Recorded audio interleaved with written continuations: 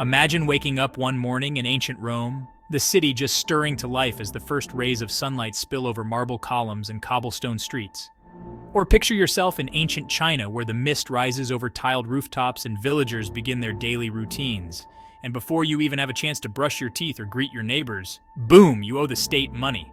Not for your land, not for your crops, not even for your business, just for the simple fact that you exist, that you're breathing. That's the infamous head tax, known as the capitatio in Rome and the ding in China. It was a tax on every living person, no matter who you were. And trust me, it wasn't popular.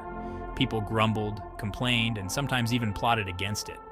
But why did two of the world's greatest empires decide to tax every living soul? From the richest noble to the poorest peasant. Let's rewind a bit. In the ancient world, running an empire was expensive, really expensive. Armies needed to be paid, roads had to be built and maintained. Palaces and temples required constant decoration and repair. The empire's appetite for resources was endless. At first, both Rome and China relied on taxing land and property. But as the empires expanded, the wealthy landowners got clever. They found ways to hide their wealth, fudge the numbers, or sweet-talk tax officials into looking the other way.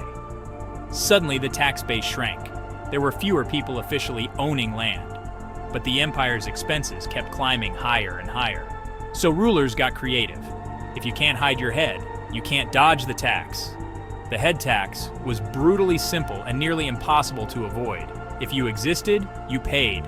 It didn't matter if you were a newborn baby or a gray-haired elder. Everyone was counted, and everyone was taxed. It didn't matter if you were rich or poor. Everyone had to cough up.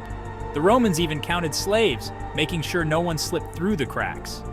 In China, census takers trekked across the vast empire, braving mountains, rivers, and forests to write down every name they could find. The process was long, exhausting, and sometimes dangerous. For the elites, the head tax was a minor annoyance, just another line in their ledgers. But for peasants, it was a heavy burden, sometimes the difference between eating and going hungry.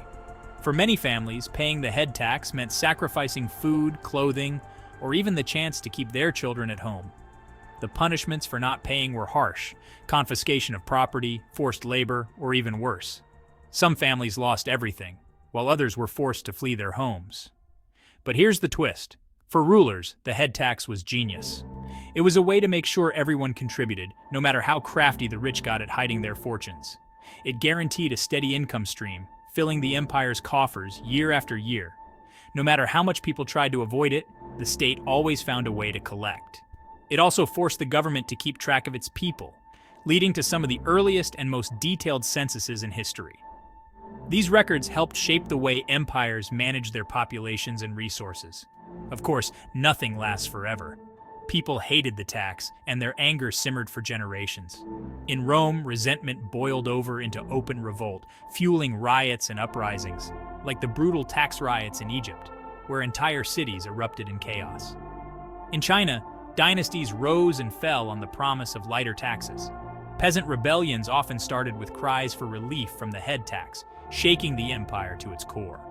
Eventually, both empires were forced to tweak their systems, introducing reforms, and sometimes even abolishing the head tax altogether. But the idea of taxing every living person left a deep mark on history, shaping how governments thought about their people and their power.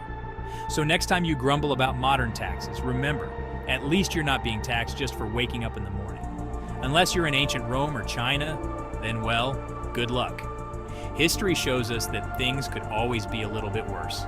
Thanks for watching and for not charging us a head tax for your attention. If you want more strange stories from history, stick around. There's plenty more where that came from. The past is full of surprises and we're just getting started.